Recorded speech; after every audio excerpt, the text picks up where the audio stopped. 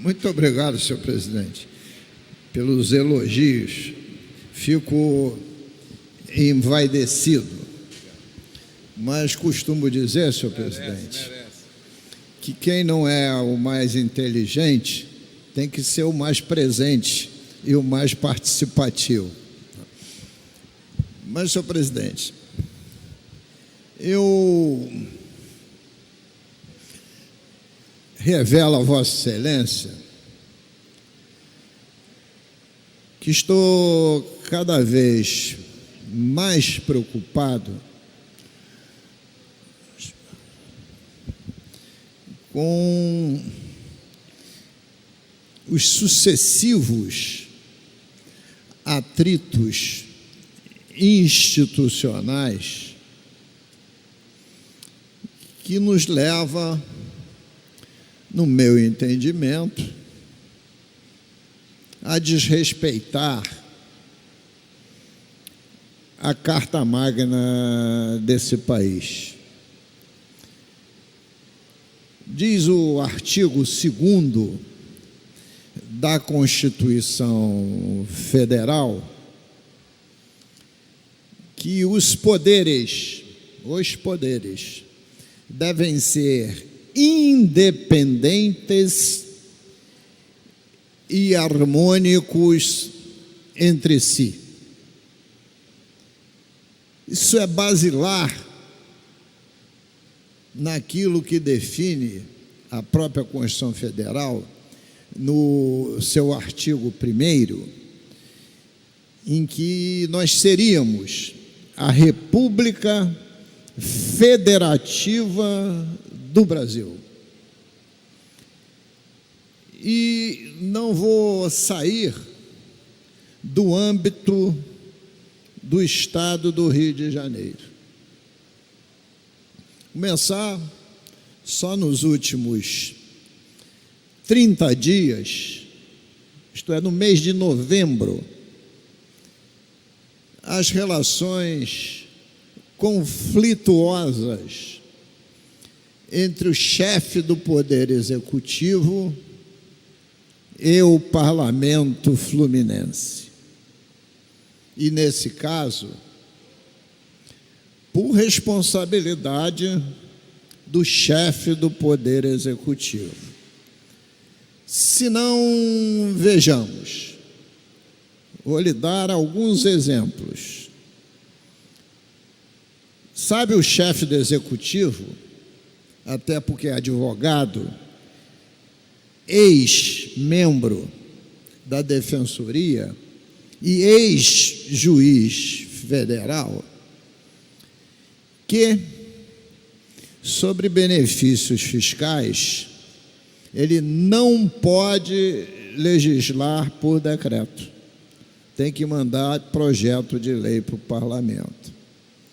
E somente no mês de novembro, assim ele procedeu por 2 vezes.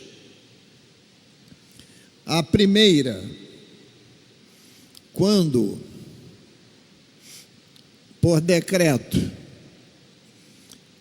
concedeu benefício fiscal para os polos metalmecânicos instalados ou que se instalasse em todo o território do Estado,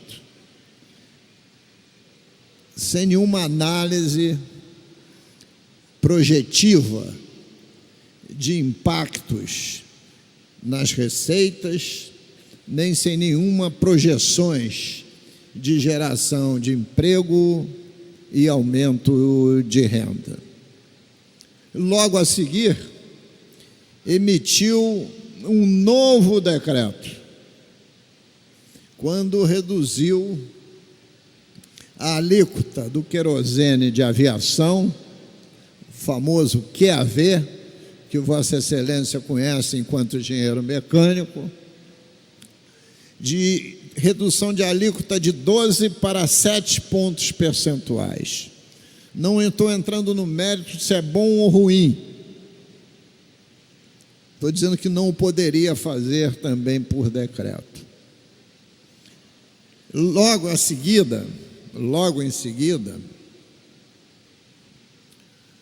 ao arrepio da oportunidade em relação ao regime de recuperação fiscal, ele usa transferências de recursos da saúde, tanto da Secretaria quanto do Fundo da Saúde, para a comunicação do governo, para fazer publicidade na área da saúde, não somente em relação à utilidade pública, mas publicidade para a promoção do governo, tentando usar brechas da legislação do regime de recuperação fiscal. Pode ser até, e eu não acho que tenha, legalidade, mas não tem nenhuma oportunidade. E o fez num horário nobilíssimo, domingo, no Fantástico. Isso Vossa Excelência não viu, porque estava em outro canal, possivelmente na Record, não viu, mas exatamente naquele momento que o Fantástico ia passar a festa do Clube de Regatas do Flamengo, que foi tricoroado, campeão carioca, campeão brasileiro e campeão da Libertadores. Então estava com o índice de audiência no pico, 1 minuto de publicidade. Tem legalidade? Tenho minhas dúvidas, mas oportunidade nenhuma, porque para a população foi um dinheiro jogado fora. Só registrando. Em não satisfeito, de uma forma absolutamente desproposital, a Secretaria da Casa Civil fez retornar os policiais que estavam à disposição de 5 parlamentares que foram escolhidos a dedo, como fossem parlamentares arrivistas do governo. Aliás, até o mês de outubro, pertenciam à base de governo, mas talvez pela aproximação do verão, o clima esquenta, agora são bem-vindos a nós que estamos aqui na oposição desde o primeiro dia. Mas isso não pode ser feito, porque quem requisita funcionários, seja de que área for, para a Assembleia Legislativa, é o presidente da casa. E ele não pode determinar retorno de ninguém sem formalmente se posicionar com a presidência da casa. Há de lembrar Vossa Excelência, que era deputado na legislatura passada, que quando houve a intervenção na área da segurança pública, o general interventor oficiou à casa a devolução não de parlamento, não de policiais que ele escolheu, de todos. Não cabe escolher um em detrimento do outro para prejudicar, de repente, parlamentares que estão sob risco de vida. Então, veja, Vossa Excelência, o nível de atrito.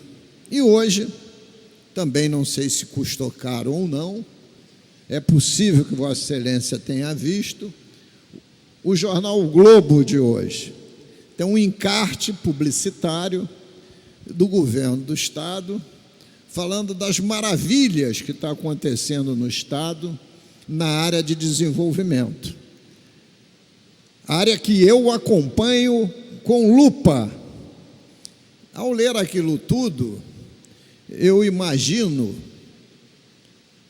pedi até para minha esposa me beliscar, para ver se eu não estava sonhando, mas verifiquei que não estava sonhando, e aquilo deve ter custado dinheiro, porque ninguém ia cartar uma publicidade daquela, né, deputado Max? Principalmente o jornal O Globo, de graça. E inclusive está lá o benefício fiscal por decreto da cadeia produtiva do polo metal mecânico. Isto é, quando é projeto de lei do Fundo Estadual de Combate à Pobreza, para essa casa se desgastar, ela se desgasta. Agora, quando é para dar uma de Papai Noel ao setor empresarial, é o governador que o faz. Então, veja o nível de atrito que nós estamos. Estou falando com bastante tranquilidade.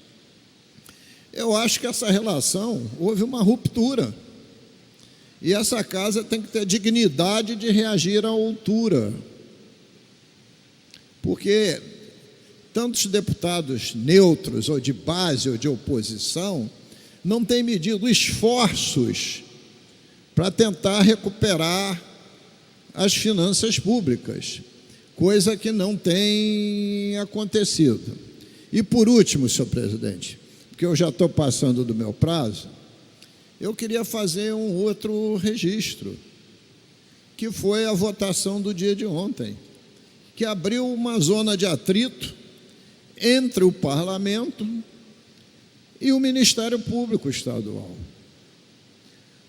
E abriu desnecessariamente. Por quê?